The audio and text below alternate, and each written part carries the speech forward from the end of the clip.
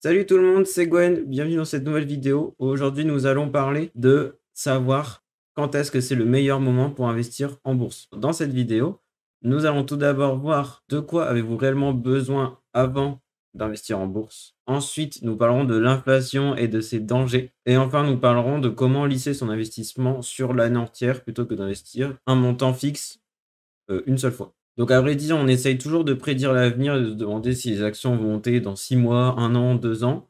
Mais à mon sens, c'est déjà assez difficile de savoir à quel moment ça va monter, et de combien de pourcents. Donc tout d'abord, en fait, avant d'investir en bourse, je vous conseille de vérifier 4 choses. Donc la première chose, ça va être votre fonds de sécurité. Donc avant de commencer à investir, je vous conseille vivement d'avoir un fonds de sécurité de 3 à 6 mois, de dépenses, mensuelles. Si vous pouvez essayer d'avoir vraiment, les 6 mois d'avance parce que 3 je trouve que c'est pas assez. Avec 6 mois, d'avance de dépenses, ça vous permettra de lutter contre tous les imprévus et de vous sentir en sécurité. Du coup, en fait, vous achetez un petit peu votre sécurité grâce à ce fonds de sécurité et ensuite vous pouvez investir, en toute tranquillité. Donc si jamais vous ne savez pas, combien vous dépensez par mois, n'hésitez pas à mettre, une petite liste où vous répertoriez tout ce que vous payez chaque mois environ. C'est de faire des petites moyennes parce que des fois par exemple, pour l'habillement, ça peut varier et cetera. Et après aussi, n'hésitez pas, tant que vous y êtes, à regarder s'il n'y a pas des trucs que vous payez trop cher ou des trucs que vous payez plus du tout comme, des abonnements, par exemple. Ça peut être, Netflix, ou des cartes bancaires, ou Amazon Prime, par exemple. Et donc ça se trouve, vous allez peut-être pouvoir économiser quelques euros par-ci par-là que vous pourrez donc, utiliser pour autre chose ou pour investir un petit peu plus d'argent. Ensuite, la deuxième chose, ça va être du coup de vous former impérativement avant de commencer en bourse. C'est vraiment très important parce que ça vous fera gagner du temps, de l'argent et de l'énergie. Donc pour ça, je vous conseille donc de soit vous pouvez regarder des vidéos sur YouTube, de d'investisseurs, chevronnés, ou alors vous pouvez donc lire des livres sur l'investissement en bourse, ou encore acheter des formations vidéo en ligne. Je vous conseille 2 livres qui sont vraiment très bien pour commencer à investir en bourse, donc ils sont «Et si vous en saviez assez pour gagner en bourse» de Peter Lynch, donc il y a un boursier américain super connu et super talentueux. Et Libre, comment se créer des sources de revenus passifs avec un petit capital de Théophile Hélier, qui est aussi un investisseur, donc là, cette fois-ci français, chevronné. Et n'hésitez pas donc à aller voir ces 2 livres-là. Dans le deuxième livre, il y aura aussi des explications sur, l'éducation financière de manière générale et une partie aussi sur l'immobilier.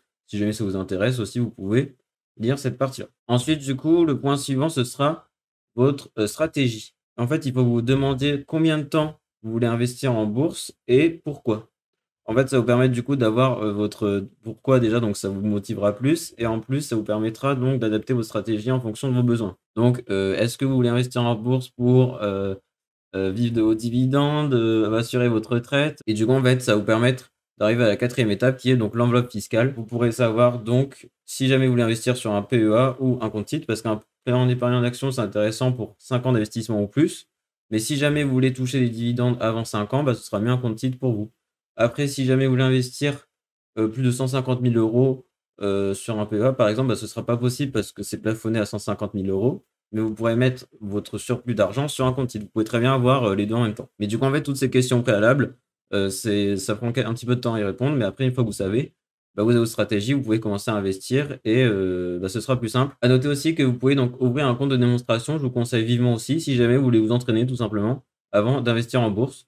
Donc, il y a plusieurs, intermédiaires financiers qui proposent. Donc, par exemple, je vous mettrai le lien de celui de Boursorama dans la description parce que c'est celui que j'avais utilisé, personnellement. Vous pouvez acheter des actions, virtuellement, on va dire, donc vous gagnez pas d'argent, tout ça, mais c'est pour permettre de voir si votre stratégie est viable et si vous achetez des actions, qui sont correctes pour vous, qui vous correspondent et qui vous font gagner de l'argent. Et aussi, du coup, pour le compte de démonstration, je vous conseille, par exemple, si vous pensez investir 10 000 € en bourse, bah, d'ouvrir un compte de démonstration avec 10 000 € et pas, 100 000 ou 1 million parce que sinon vous allez dire: «Ouah, trop bien, j'ai mis 1 million sur mon portefeuille virtuel, j'ai plein de plus-value et tout».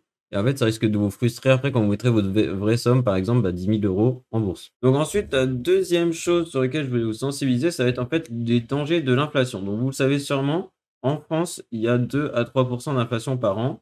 Donc ça veut dire qu'en fait, les prix ont tendance à augmenter de 2 à 3 par an. Donc par exemple, si vous avez, 100 en 2010, et ben, c'est comme si vous correspondez plus qu'à 90 en, 2020. Là, c'est des exemples, vraiment, c'est pris au pif, mais pour vous dire, en gros, du coup, Si vous gardez vos euros et que vous n'en faites rien, et ben, ils perdent de la valeur, mais vous, vous le voyez pas. Pour vous, ce sera toujours 100 euros. Et d'ailleurs aussi, donc du coup, c'est par rapport à l'étalon or. Donc en fait, avant 1971, vous pouviez échanger vos dollars ou vos euros contre de l'or. C'était garanti et en fait, il n'y avait pas de variation. Du coup, en fait, bah, on pouvait pas imprimer des euros et des dollars n'importe comment et parce que c'était toujours en fonction de l'or. Sauf qu'en 1971, ça a été rompu cette convertibilité par le président Richard Nixon. Donc ça, c'était aux États-Unis avec le dollar, mais que bah, c'était la monnaie la plus courante à l'époque et toujours maintenant. Et du coup, toutes les autres monnaies elles ont suivi aussi. Et donc là, pour vous donner un exemple, si vous aviez donc 100 dollars en 1900, et ben aujourd'hui, en 2021, ils auraient une valeur de 3,3 dollars. Bon là, c'est sur 100 ans, donc c'est énorme comme intervalle de temps, mais tout ça pour vous dire que ça a été divisé par 33. En fait, du coup, tous les placements qui sont inférieurs à 2,5 voire 3 de rendement, bah, ils vous font perdre de l'argent indirectement. Donc, par exemple, le livret A, si vous mettez toutes vos économies dessus, et ben, comme il y a 0,5 actuellement, et ben, du coup, vous perdez 2 de votre patrimoine chaque année. Donc, c'est pour ça, c'est bien d'avoir une partie sur le livret A, mais aussi d'avoir une partie investie pour ne pas perdre de l'argent sur le long terme. Et du coup, maintenant, je vais vous parler rapidement de troisième point de cette vidéo, qui vous explique en fait donc comment lisser votre investissement sur le long terme et profiter du coup des hausses du marché. Lisser son investissement, en fait, ça veut dire que par exemple, au lieu d'investir 12 000 euros en mars 2021, et ben, vous allez investir 1 000 euros par mois, donc 1 000 euros au mois de janvier, 1 000 euros au mois de février, 1 000 euros au mois de mars, etc., etc. Parce qu'en fait, imaginez, en mars 2021, le CAC 40 est super haut, c'est au top et tout, et du coup, c'est plus élevé que d'habitude. Vous investissez tout d'un seul coup, et hop, juste après, ça rebaisse en avril, et en mai encore plus, et en juin encore plus, mais après, ça remonte un peu. Et ben en fait, le fait d'investir un petit peu chaque mois, et ben, si en janvier c'est moins cher qu'en mars, bah, vous allez pouvoir profiter de la hausse de janvier à mars. Après, si vous achetez en mars et que c'est au plus haut, bah, dommage, mais après, comme en avril, en mai, ça redescend, et ben, ça va compenser. Vous pourrez acheter moins cher, donc plus d'actions. Et donc, en fait, le fait d'investir un petit peu tout le temps qu'une fois d'un seul coup, ça vous permet de diluer le risque et d'avoir donc plus de chances de faire des plus-values et de profiter des hausses du marché. Et donc, en fait, comme ça, vous pourrez vous dire et attendre le moment idéal en mode ah, je vais attendre le mois d'avril pour investir, là, ce sera parfait. Parce qu'en fait, il n'y aura jamais de moment parfait. On ne sait pas à l'avance les variations de la bourse. C'est la fin de la vidéo. Merci à tous de l'avoir suivi. J'espère qu'elle vous aura plu. Si jamais vous voulez en savoir plus sur l'investissement en bourse, n'hésitez pas à vous rendre dans la description pour avoir donc un e-book offert de 20 pages sur l'investissement en bourse que j'ai écrit moi-même. Et on se retrouve très vite dans une prochaine vidéo. Salut!